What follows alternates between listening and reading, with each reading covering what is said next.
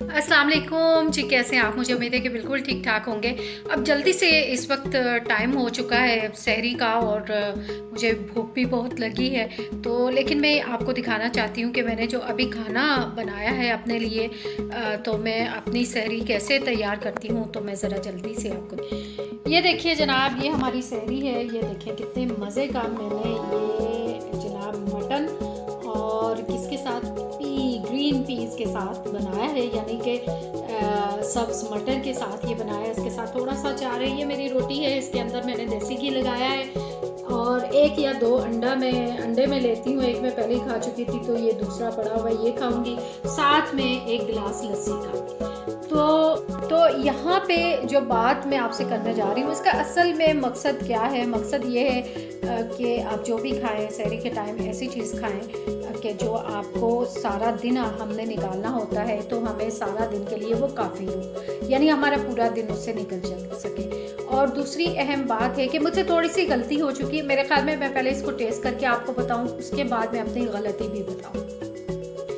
जी, गलती मुझसे थोड़ी सी ये हुई है कि वीडियो थोड़ी सी मुझसे डिलीट हो गई है, उस पर बात करेंगे। मुझे थोड़ा सा अचार और उसका टेस्ट,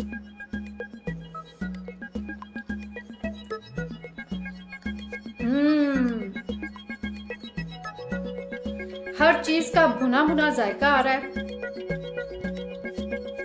कमाल का जायका। मेरे ख्याल में मैं इसको खाती हूँ, मैं अपनी सहरी का इख्तिताम कर लूँ। बाकी की वीडियो मैं फिर आपको बनाती हूँ और फिर आपको बताती हूँ कि क्या बनाती हूँ। जी, इसको बनाने के लिए सबसे पहले मैं पतीली में ऑयल डालूँगी और ख़वातीन को अपनी ज़रूरत के मुताबिक ही ख़वातीन डालती हैं।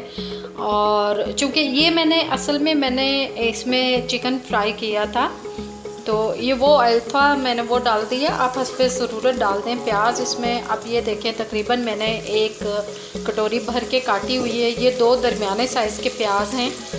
अब आप इसमें हस्बे ज़रूरत डाल सकती हैं, जितनी आपको ज़रूरत है उतनी प्याज।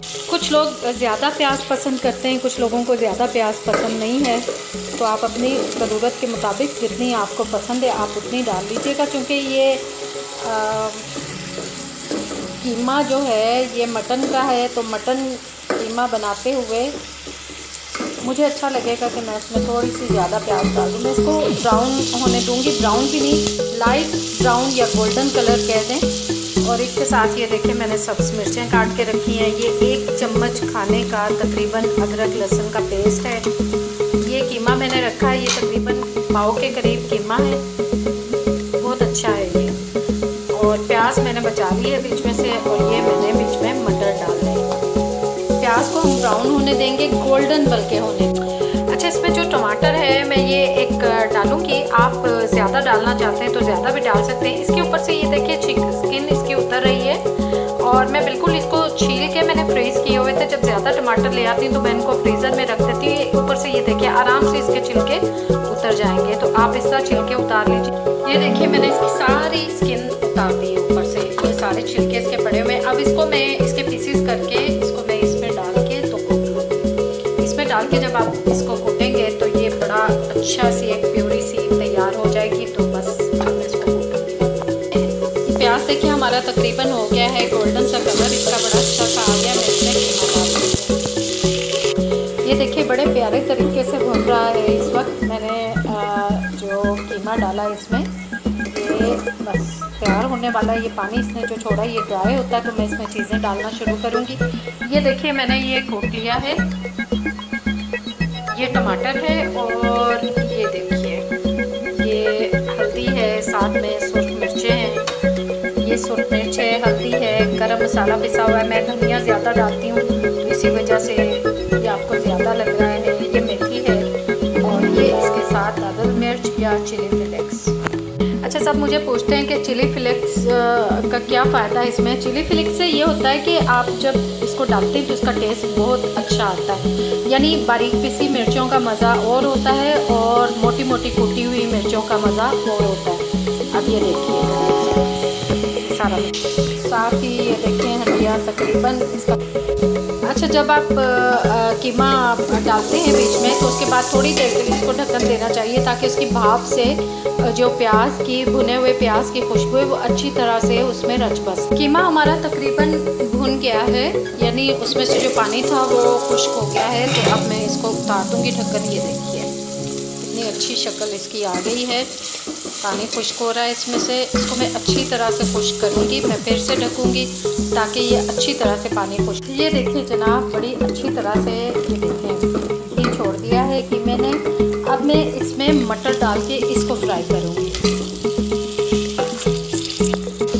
ये देखिए मटर भी इसमें हमने रख दिया था डाल के, ताकि इसकी खुशबू भी इसमें रच बस जाए। और ये तकरीबन तैयार हो गया। इसको मटर भी कितने प्यारे कलर आ गए इसका मटर का। थोड़ा सा भूनने से ये होता है कि इसका टेस्ट थोड़ा डिफरेंट हो जाता है।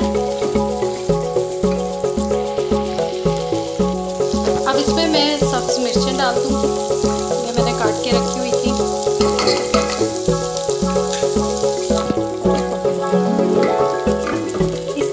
आपको बड़ा फ्राइड किस्म का एक टेस्ट मिलेगा इसका। अब देखिएगा बड़ा मज़े का बनेगा ये। मुझे बहुत पसंद है इस तरीके से तैयार करना। चम्मच निकाल के मैं एक बार फिर इसको ढक दूँगी। और नीचे आप चूल्हा देखें कि बिल्कुल स्लो रखना है हमने, कि मैं इसको और थोड़ा स्लो करूँगी। 2 से 3 मिनट के बाद चूल्हा आप फिर से थोड़ा सा तेज़ कर लीजिए, इतना बहुत है। अभी देखिए इसका ये सब कुछ, इसको इस वजह से मैं इस तरह तैयार कर रही हूँ ताकि इसकी रोस्टेड किस्म की एक खुशबू इसकी आए। ये देखिए ये हो गया तकरीबन। अब मैं इसमें डाल दूँगी ये टमाटो प्यूरी। इसको डालती हूँ। ये हमने इसको डाल दिया है। अब हम इसको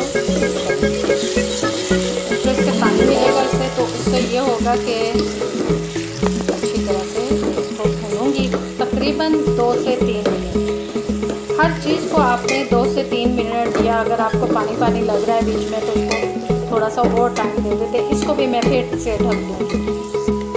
ढक्कन फिर से हटाएंगे हम और देखेंगे कि अब इसकी शक्ल कैसी है।